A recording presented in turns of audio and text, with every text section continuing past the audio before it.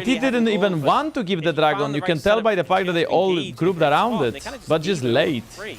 Yeah, it wasn't really what you wanted, as Teddy is going to get tagged by a Q here. Deadly Flourish hits onto Effort. Yeah, the Eclipse spikes as well. I think a lot was favored there, and they kind of just missed the mark. Now the arrow might hit the lock. Oh, Magic's value though. His way out of there as now BDD is looking to chase down Roma.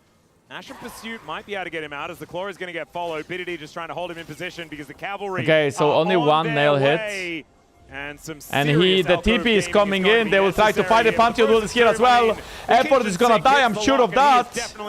And now isn't KT just caught? BDD is dead to auto-attack, Cuzz is dead as well. It's a disaster! Oh no, KT again!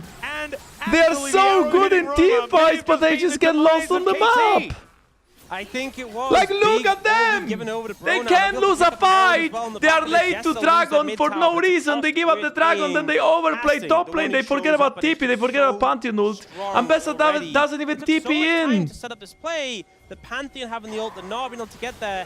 I mean, Romer doesn't even hit ult on effort. He hits ult on BDD, which is, well, not very useful. The Sandra ultimate, both used. The Dragon Rage as well. That last auto killing BDD with a passive proc. And then Cuzz just no way out of this situation. Yeah, I mean, why, like, chasing against Pantheon? Clap, clap. I bought the time, boys. Clap, clap. So it's like a little And now Bros have a winnable game again on their hands. Low-key, I think KT, something broke in that team. Something actually broke. I'd like to remind you that at some point this year, KT was, I wouldn't say like self-proclaimed, but they were the best team in the SK. By wins, maybe aiming was a big part of KT macro. I still struggle to see how Bros win team fight. There's this massive advantage on Gnar, and he's 2k gold ahead, he has Sterak, he has plated steel caps, he has Trinity Force. If Gnar can get a huge ultimate, maybe playable. Bro have the hope on one guy, one shot. Oh.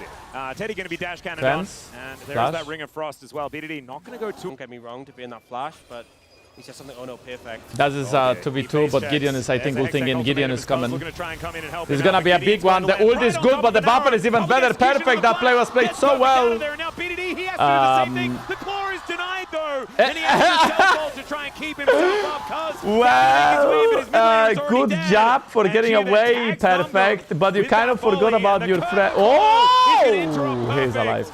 Oh, caught window shopping there just a little bit, as he didn't quite see the curtains, but isn't going to be taken down by that first bullet as KT just lose their mid laner. One of them lives and one of them TPs in to help. They one that lives.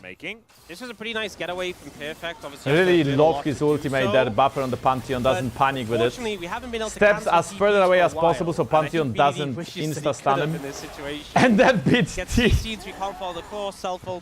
Trying to help his teammates.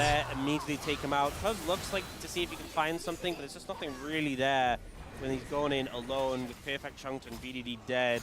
Oh, now, Bro, once again, getting control of the area first, but this time a much more confident control. Before, Last Dragon, they kind of snuck it. This one, they're just getting control of the area, and I'm going to have to flash away. I feel like he could have taken the head out. Flash in from effort, that's going to be a kill. Pick up the Camille, they do manage to take her down.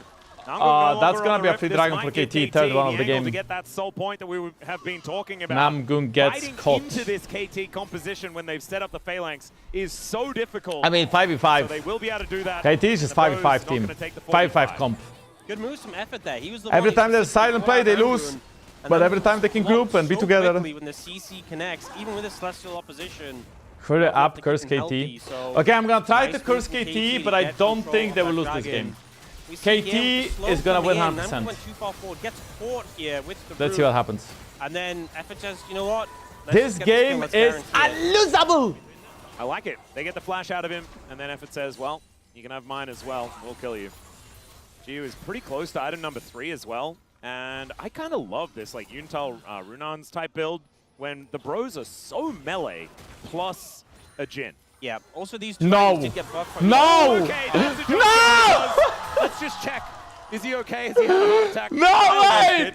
Wait! Can confirm.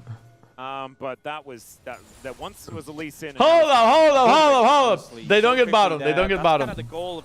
It's only one kill. It doesn't really matter that much. Did Romer even pick up his ultimate there? Or did he leave the purgatory? Is the youngest 24/7 VOD yours? Yes. And it's just really not much you can do. This kind of I don't think he picked up the he didn't pick up the purgatory. And you're able to evade all of these attempts in your life. Jankos, can you say Freezy will never win $1 million? Why would I say that, Freezy? I really hope you do win $1 million. I think it's gonna happen one day. You just have to believe. Ash is that sound like a good target. How do you get to Ash? BDD has TP. There's no good words though. Standing up. I was not really sure. They're A-damming a bit. That's perfect. Thinking about trying to find an angle towards casting here. Gets himself a bit of a shield. We're fighting over the Scuttle Crab because if they can catch effort. Okay, here we go. Some volleys are coming on through here as possible engage towards Roma as BDD does leave the rest of his team. Cuzz is the target. BDD is trying to peel him. The setup in ult is massive, but the reset happened. But Roma is dead. Jiwoo is flashing in. He's in the pit. He's stuck. He gets stunned. He's getting peeled, and BDD is carrying the fight. There you go, chat. There you go. We are one step closer to Silver Scrapes. We are getting Silver Scrapes for sure. I mean, come on, this is a draft gap. Even though Cuzz literally did not do anything in that fight, it just doesn't matter. They try and look for Cuzz, but he's not. So Cuzz gets engaged on. He gets a kick, right? Okay, he actually gets a 3-man kick into a 2-man setup in ult, so he did a lot. But then as soon as he dies, his whole team gets run down. And again, Romer couldn't really pick up his purgatory, so it's not really scaling extra. Doubt that the 1% will really change anything in the game like that. The margins are BO5 because we're in playoffs. Well, it's called play-ins for now. Playoffs are gonna start Saturday, but it's basically the same thing. Play-ins are like the play-ins into the playoffs. And Perfect is destroying Namgung. Nice arrow. Kick flash from on casting. BDD, beautiful cell build. And now Cuzz looking for more of these angles. Jiwoo just chasing after them. Wait, the Romer is looking for resets. That was not a reset. Enough damage here as Cuzz has already been taken out, but they just don't care about these I don't know, it's just like Cuzz is in, but it doesn't matter. They have no damage to kill all of them. Now the claw comes in. One more minion going to be there. Are they going to attempt the soul or no? Still, it does cost them. The one member that didn't have Baron to begin with. What is Huni Baron? I actually don't know. It's some inside joke from SK, but I don't know. They probably explained it, but I don't remember how and when, so don't know. I think the hunting Baron nickname is Huni Baron. KT will just give up this dragon and allow the Bros to have it. Not like KT is allergic to getting Dragon Soul. They have given up Dragon number 3 for no reason, and now they have given up Dragon number 4 or 5th Dragon of the game. For no reason as well, because they overdove. This isn't exactly easy to go for, but the self-ult from BDD was beautiful. Hunting Akahuni. But they just go a little bit too far in the chase here. Cuzz goes really far, like really far. Just gets stunned by Pantheon and dies. And then a bit of an overstep considering how soon Dragon was to spawning. You could have just secured that Infernal Soul for the rest of the game. Yeah. Now another 4.5 minutes before you even have the chance to go for it. Okay, so Casting got some gold again on the bot tower, but Ash and Seraphine are getting even more. You know, he's nearly got his last Wisp item completed, and then he'll really have a lot of power. Yeah, he's been deep in the bargain bin as Deadly Flourish is going to go wide. The arrow connects. There's the Encore as well. CC will put okay, Romer, you are not getting away. And KT, there's not a whole lot to get off the back end of that, but they might be able to take down a turret or two. 4 ultimates and 1 flash. CC and pick potential, and just disrespected by Roma. Lock normally so hard to punish. They find a way to do it now. And that looks like they'll play for an inhibitor and not trying to trade at least a little bit of gold. Threatened by, he's liking it there. It's a good vibe. Yeah, last time Romer dependent Namgung was coming with a crazy flank. Exactly. So there is still hope. I do think that time he didn't play against champions like these. Not only KT teamfight is so strong, but also they have a bunch of GAs and Zonias, so it's not even easy to get all these resets. But yeah, Roma almost reacted to the arrow, but still gets tagged by a stun, and then they just use send it. Look at that build. GA, not deciding to skimp out on this guy GA, Sun, this guy Zonya. Ash has arm guard, so you can't even go on Ash. And then Seraphine is the only target with no defensive tools. Considering the next fight likely going to be that Infernal Soul. Not gonna lie, I think Seraphine should go arm guard as well, and then you just FF the game if you are lock. It reminds you of back in the no day, reset, right? no win. The fact that built into GA is just so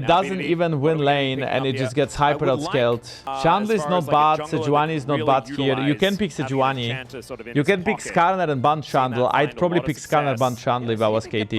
He would be able to then set up a wall. They do the other way around. They pick Chandler and don't ban Skarner. I think they should have just picked Skarner and ban Chandler. But Chandler now, I think it makes a lot of sense. The biggest Chandler counter is high-range champions like Nidalee or Kindred. But I don't think that GIDEON really it doesn't really fit the comp, you know? You cannot pick Nidalee because he already have so much AP. You cannot really pick, well, I guess you could pick Kindred in this game, but then you have no tank. Cannibal makes a lot of sense. You cannot pick Sion either. Top lane tanks just got way worse because of Trundle. There's that Victor. Okay, so apparently Victor has opened the whole time and nobody picks it for some freaking reason, so they just ban Victor. I don't know why they didn't pick Victor when they had the chance to. Like, there's so much griefing in this draft. Didn't you say he was banned? This is exactly what chat said to me, yes. There was a ban, a global ban of Victor, and maybe it is fixed if Victor is back to being open. And I don't mean ban as of like somebody physically banned Victor. I meant ban as of it was global ban. Like you couldn't pick it, you couldn't interact with it. This happens when there is a game-breaking bug with a champion. Shyvana ban, and now Vayne is banned. Such a weird choice in this draft that already. I like Zahen for casting. They should be a mid laner and they should be picking top last, unless they just steals the Zahen away. Jax is also not bad. Bro, okay, I think KT draft clears. It's a harder Kali game because of Kai'Sa, but I still feel like now it clears even harder. KT draft clears so hard. I like the Jax. I think that's probably the best you can do here. Gragas value is not that high. Yeah, I mean, Gideon, you can play Zed jungle. This is a game where you can play Zed jungle. Zed jungle goes Serpent's Fang. It's a good game for assassin jungler like Zed. But it's hard to play against Galio.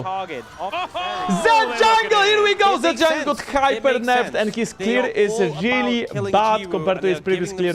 But we do get a Zed jungle. And what are we going top lane? Aatrox blind? Okay, Aatrox blind is actually good. I think they fixed their draft a lot. They have a lot of physical damage.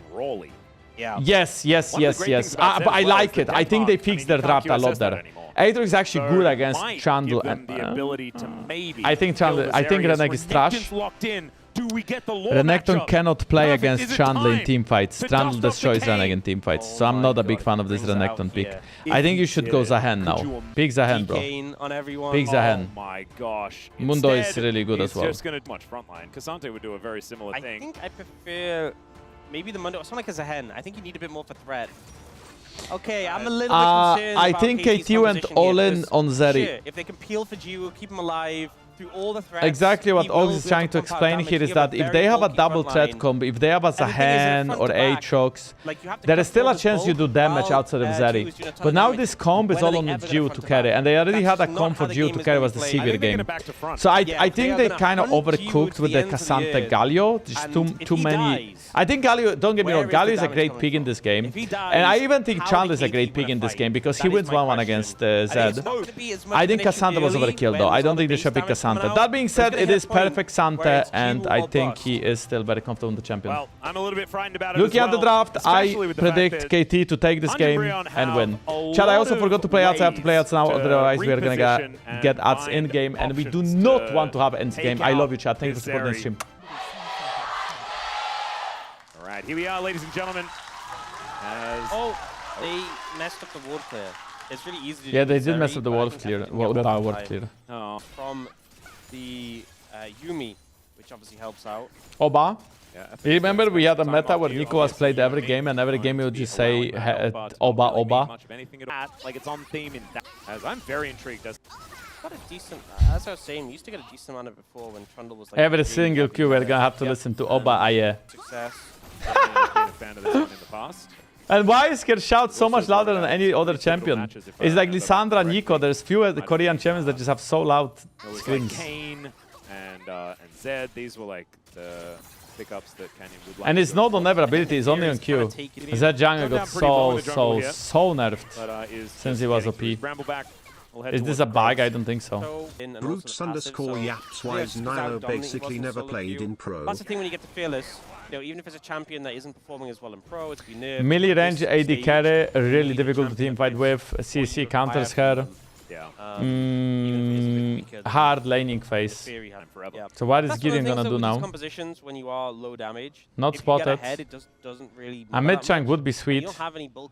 A top dive would be sweeter. This game, getting an early lead will be. But I don't think a top dive can happen. Perfect here. Remember, Zed has that execute damage on the passive, so a lot of threat on a tower. Yeah. He thinks twice about it. So Zed is gonna leave. One common theme of these games is slow early. First from Namgung. Zed is invading in Trundle, level 6 to level 5. So Gideon got that level 6 out of Scarlet Crab. Damn, really, seeing Zed jungle and the fact that passive damage is I think covered 200 now. So it deals almost no damage. Or is it even less than 200? Why the Annie pick? Annie has good engage, strong laning phase. If she throws T-Burst in lane, she always will get Brion that wave. But I think it's just really hard to execute in team fights, because even though the engage is good when you flash in, if enemies are aware of it or they have cleanse, it doesn't really feel like any can find a good purpose. So I'm not a fan of any pick either. But when you go into game 5 of Fearless Draft, how many mid laners can be playable? Like, to me, if I was Bro, I'd probably just pick Victor, because I think Victor has the best laning from the champs that were left. Plus, which is good champ scaling wise too. Now, Gideon is spotted and he's trying to do Dragon. Well, this is a little bit rough. Cuzz could throw down. Okay, there's the ult. He's being throwing things down. Teddy might be in a little bit of trouble as the final chapter is not quite able to do too much. That was a really good trade. Should be a Dragon for KT. They have Galio ult. They have Big Chang on Gideon. And the bros are going to get pushed away. Gideon was spotted. They're starting the Dragon. But chunked out Teddy and Namgung meant that they just definitely couldn't assist. Gideon realized he was not going to get this Dragon and has to back up. Makes a lot of use of it. Even Namgung. They have a Nintendo Switch too. No. Alive a little bit better. Roma with his Molten Shield, Teddy with his Killer Instinct, there's shields everywhere. Good game state for KT. They get the first Dragon of the game, they lose grabs, they scale better. Zeri is equal in the game, Nico is equal in the game. Namgung has to flash away. There's a great stun on a BDD, still Namgung has to flash. Tormail. Now complete on Cassandra. I wonder if there's a jungle they could have picked that is not Zed, that is more useful than Zed. I like the Kiana, but Kiana was banned. What about Kha'Zix? Kha'Zix in this game? Kha'Zix can go Serpent's fine. I think Kha'Zix is worse against Yuumi, right? Because you get... Kha'Zix, the problem with Kha'Zix is that you don't get isolation. Yuumi acts as a teammate next to you, so the isolation doesn't proc. Talon. I think Talon is more solo queue based. If you compare Talon to Zed, I think Zed... There's a higher chance that Zed can go to the backline and do good damage to the backline compared to... At least I think compared to Talon. You can always find a ult in. Gideon, I think, is just going to be way happier. Yep. And he also has... Yeah, it does have that first item spike. Done already.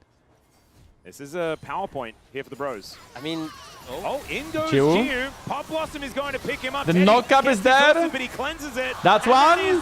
First blood going over to Jiwoo Zeri. And now the double TP coming in. Zed is on the way as well. Gideon. To try and deal with this is Gideon. Okay, Jiwoo is going to flash away to keep himself safe. And Cuzz is going to die, but Mila Cassandra is getting plates. That is a really good play for KT either way. 2 TPs and 4 flashes. For 2 flashes and 2 TPs? No, 1 TP actually. 1 TP for 2 TPs.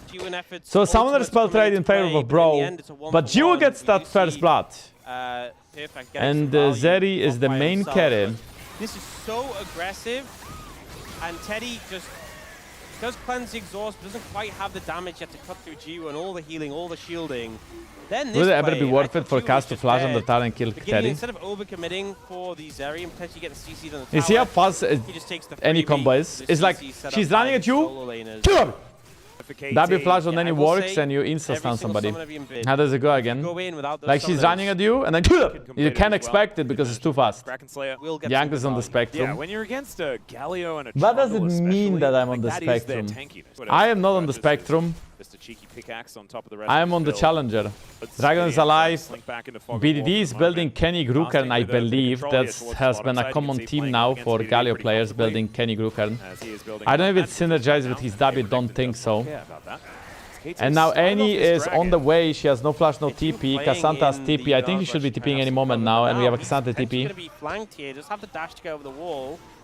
KT should preferably kill it before... Okay, Gideon. Bro, why is... just flashes in, but what? It's still going to be the Drake What? by KT.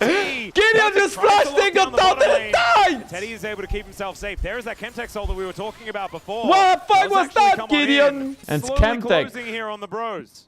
One of the worst dragons in the game. All they have to do is get on Jiwoo. And he doesn't have cleanse, doesn't have flash. Instead, Gideon commits. Flashes in, auto E, doesn't get the smite off. Execute damage. Doesn't quite calculate it right. And they just give Jankos another and kill Zed. over to Jiwoo. And now the summoners are going to start coming off. Now BDD cooldown, can completely ignore and any KT in so confident every fight. single silent fight. He has Kenny Grukern, he has very little AP and very little wave clear, but he's super tanky. Chat, I have a question. Did you know that when Galio ults, you get Galio spell shield as your shield? Do you think Kenny Grukern applies to the spell shield that you get? That's why they build it. Because to me it doesn't make sense to go Kenny Grukern over either a wave clear item or a proto build. But if you go Kenny Grukern, maybe it applies to the W. It does apply to it. Okay, that sounds really fucking broken then. Why would it apply? Because it's blue. And we play League of Legends. If it's blue, it probably works. From the Renekton, a possible angle here for the Bros as BDD, heroic entrance at the ready. But it looks like they're just going to give this one up. Casting is going to come out of this. He was very unaware of this. Angle towards Cuzz. Subjugate actually But he instantly down. ulted. Do you see the big shield from BDD? It just does nothing at all. As KT. Okay, they get one plate of mid tower, and now the Renekton is gonna match Galio, which is good for the Renekton. The Galio has no armor. Nico ult was, I think, to peel. Maybe. I think that makes the most sense. That he was just trying to peel. Galio R effect, the shield scales with MR and health. No, okay, Galio R applies the W shield. And the W shield scales of AP and HP, but maybe the shield from Kenny Grukern applies to it. Galio ult applies his W passive magic shield to all allied champions in the landing zone. Yeah, but his W passive magic shield, right? So technically not Kenny Grukern passive magic shield. But maybe the Kenny Grukern somehow synergized with the W. We don't know the coding, it's just about how Riot coded it. It's just random as heck, you don't think so? There's random as heck that everybody's building Kenny Grukern and Galio now, all of a sudden. Nobody did in the past and now everybody does, and this game is Kenny Grukern even that much value against Zed and Renekton and Kai'Sa AD? Not really. Yeah, that sounds like practice tool to think. Oh my god, Annie! You did no damage! The shield didn't even move! May not have very much to do. Now Jiwoo is just going to skate on over towards Roma. Bear goes down. There's the exhaust though, and goodbye Annie. And Jiwoo now 2 kills to Zeri. Cuzz is going to block the head out with his pillar. Look at his pillar. Oh, wait. Oh, that was a bit cute. Trying to take this Rift Herald away from Cuzz. Oh my god, okay. I don't know. Is every jungler that slow at reaction time or something? How do you make... Okay, well played to Gideon, but how do you make that crash? That was illegal crash. Yeah. Some nice juking on the Herald though. Both teams are going for mid-pry. Mid-pry into Dragon is the plan. What the buffer, but BDD still goes in with ult. Gorgeously played. To be honest, you don't really need Galio ult anymore, that any ult is not available, and T-Bird is dead as well. And now that just feels like you can't teamfight because your mid laner is useless. Annie walked up, used ult got buffered by Zeri dashing over the wall, and now the Annie is homeless. Mike, thank you. Appreciate the prime big time. Shurikens come down, the extended beam. Okay, Casting is stacking his Fury. Stacking up all of that rage. Now can he try and find an angle? Big one! That's a Foreman! That's a Foreman ult, and Jiwoo is one shot. He had no cleanse. Gideon is solo on HP. No way, the Bros have won the fight! What an eco ult! What an eco ult this was! Jiwoo no cleanse, he couldn't even flash away, he just gets flashed by Namgung and flashed by Casting. But okay, this is risky. Jiwoo is alive in 10 seconds. How do you really have the damage? And BDD is so... Oh, this is the hardest Baron to take in the game. Chat, this Baron's gonna fuck up, bro. This Baron's gonna fuck up, bro. Yeah, bro has to leave. It's such a heavy cost because now they have to back off and the dragon can be taken. Well, the bear comes down. Can they actually get a pick? They can! They baited BD has to flash away. BD has no... BD can TP. BD can still TP. There's no CC. You can just try TP now. There's no one in range. He actually just walks it off. And Jiwoo is spraying to Dragon, and that's gonna be 3 drakes to KT. They left the dragon. KT actually got the Dragon out of the lost fight because Bro were too greedy. They went to Baron and they just got completely bullied out of the Baron by the Baron. Something like that. We're gonna have a look at this. We are watching the Nico replay. He flashes in that fall. What? Do you think he wanted to kill Zeri? He was. Chad, I'm not sure, but I think he was calling the Zeri. I think he really wanted to kill the Zeri. I think that must feel bro in this situation. This is how you know that the player is locked in. Zeri's gonna get cleansed next fight, and Zeri's gonna have IE next fight, and KT has no business fighting until the next dragon. Which, if they get, they are gonna have Chemtech Dragon on these bulky Galio Trundle Cassandra champions. And Zeri probably is gonna hit IE soon as well. Romer no flash, by the way. Gideon should also go Serpent's Fang. Not sure why he didn't yet. Next item must be no against Yuumi. Look at the golden AD carries. Teddy is behind in gold, yet he already has 3 items, and Jiwoo is having Ravenius Greaves, which I think is like 700 gold. But how far behind is Jiwoo? When does he get IE? Because that spike is gonna be absolutely massive for the Zeri. As long as she has IE and as long as she has cleanse for the next fight. Cuzz got Spirit Visage and Trinity Force. He's quite tanky. Perfect is close to Jackshaw. Galio will have Mandate. Zeri's just got IE. And Michael Blessing on Yuumi. So not only the cleanse, but also now the Michael Blessing on Yuumi. That's a lot of power. And the that is just so much value against enemy comp. From this point onwards, KT should win. Jiwoo needs to be careful for the engage that killed him last time. But this time he's gonna have cleanse and Yuumi, Michael Blessing to get out of it, even if Nico flashes and hits him with an ult. Then you also have Renekton with W technically, but that also can get cleansed. And if Jiwoo doesn't die, the fight is over. Jiwoo is gonna carry. So bros, all they need to care about is killing the Zeri. Yuumi is also level 11. I'm not exactly sure how Yuumi exactly scales, but I assume that's pretty good for her. Whoever loses here will have loser bracket to play on Friday against the winner of tomorrow. Tomorrow there is BFX against Nongshim. Teddy doesn't have shoes. Teddy does have shoes. AD carries have shoes in the last slot. Just look closely. Teddy has shoes for a while. Kind of given that shield, given that protection. Just tier 1 shoes, but that's fine. Doesn't matter. He has BF shot. Shoes are not really that big of a team fight spike shot for AD carries. If you are a bruiser, you get played as tier caps or mercs against proper comp, sure. But wherever he has berserkers or whatever else, doesn't matter much. Okay, here we go. KT. Galio actually chined Renekton there. I'm surprised that Galio won that trade. KT looks like they want to engage. Okay, in they go looking for a bit of an angle here. It's perfect taking a lot of damage here from Jiwoo goes in. Jiwoo is melee ranging them. Jiwoo just stunned the entire team and he's dead. That Galio is not even part of the play. KT. What was that, Jiwoo? Killer instinct. They'll take a minute. What was that? Are we doing it again, guys? Just take Jiwoo just ran it. Jiwoo just completely ran it. BDD was zoned away by Renekton, so he couldn't join the fight. But what happened to Jiwoo? Have a good amount of damage, shielding. Oh, dodge away from that. Yeah. Get hit by that. That's not good. Oh, the Tibbers tank. Tibbers tank. There you go. Tibbers. Love to see it. All right, now with casting there, they should. What was that? Jiwoo just played this one so aggressive. Yeah, so aggressive, guys. Dash in into 3 people, get completely one-shot.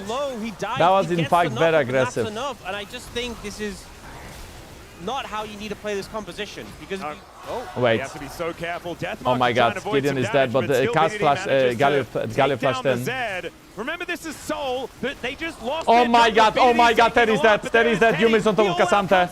Teddy's dead. Perfect Q flashes. Perfect has a cat on top of him. It's a massive Cassante with a cat on his arm.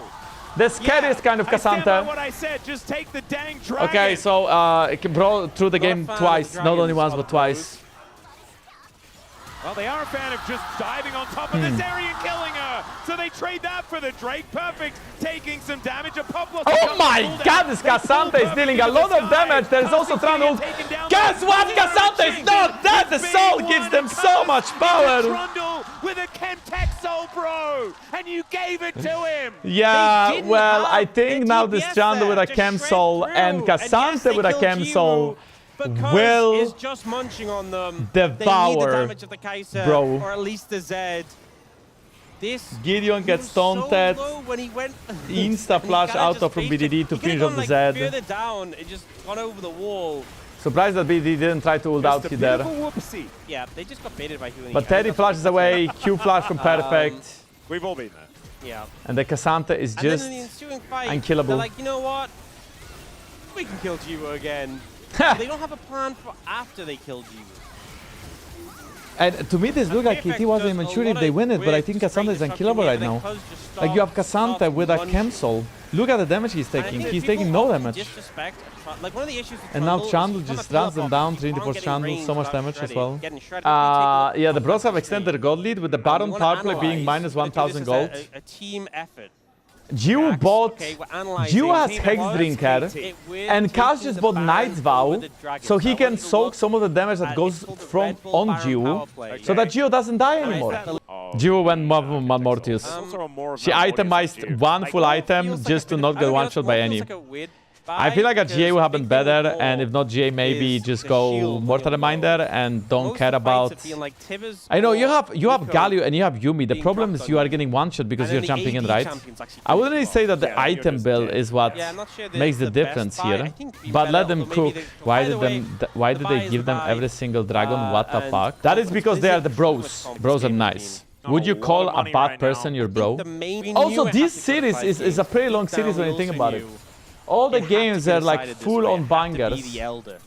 We are going 3 PM European time. A banger BO5. Yep, that is fed. Very fed. And guess what? He has a dagger, so maybe he's gonna get Berserker gifts.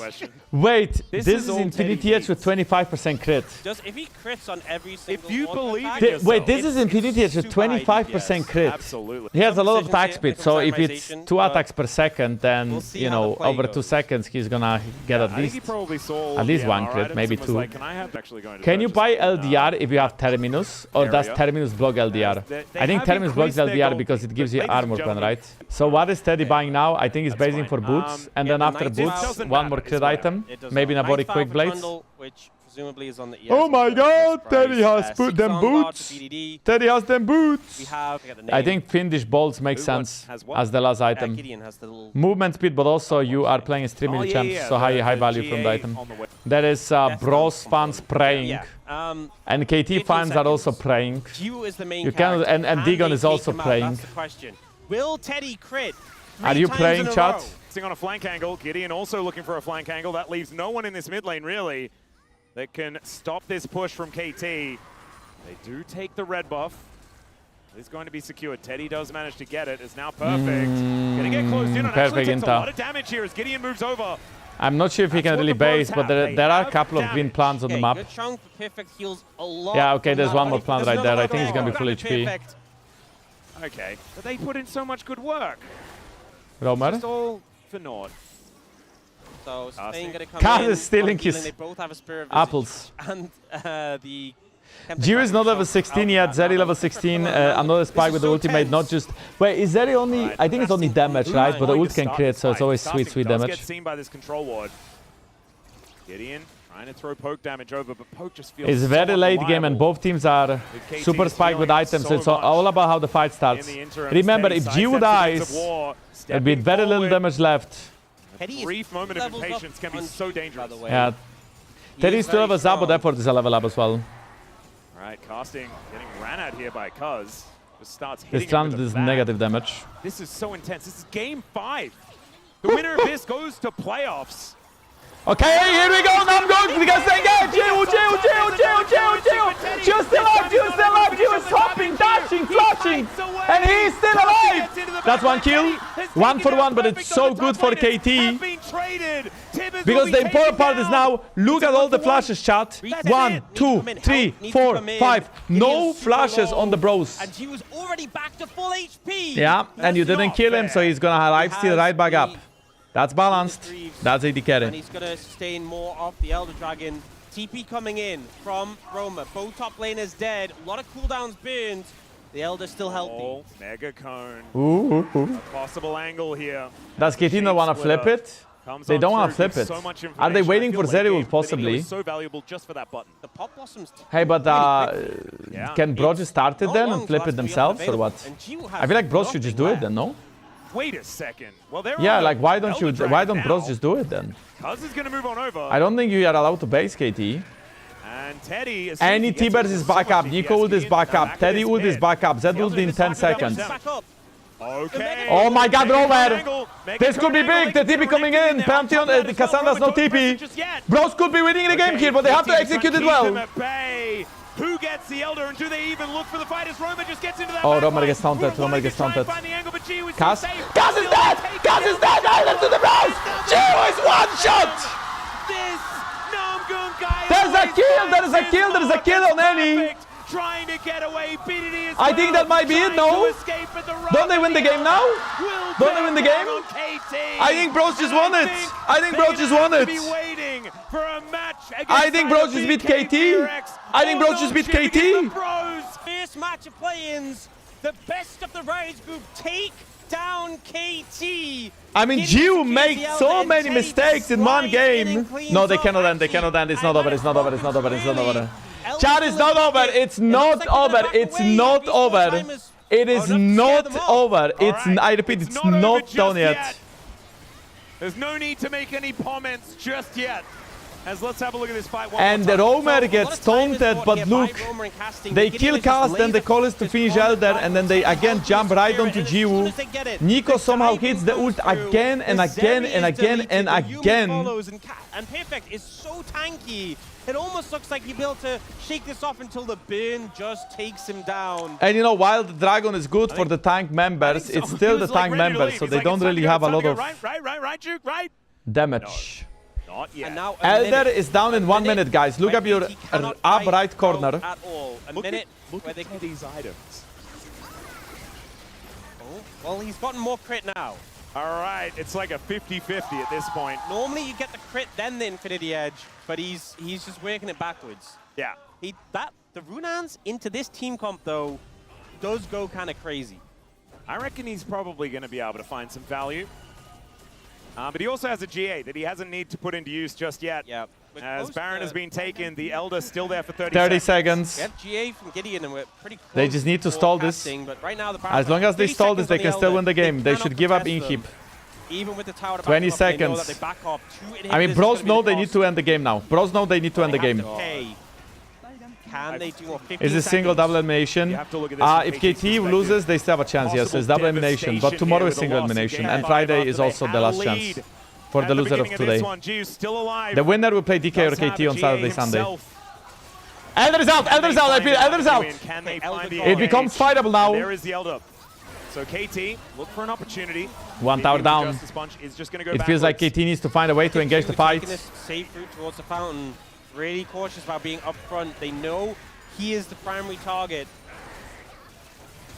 And I feel like BDD should be looking to flash in. Yeah. Or Perfect, like somebody just...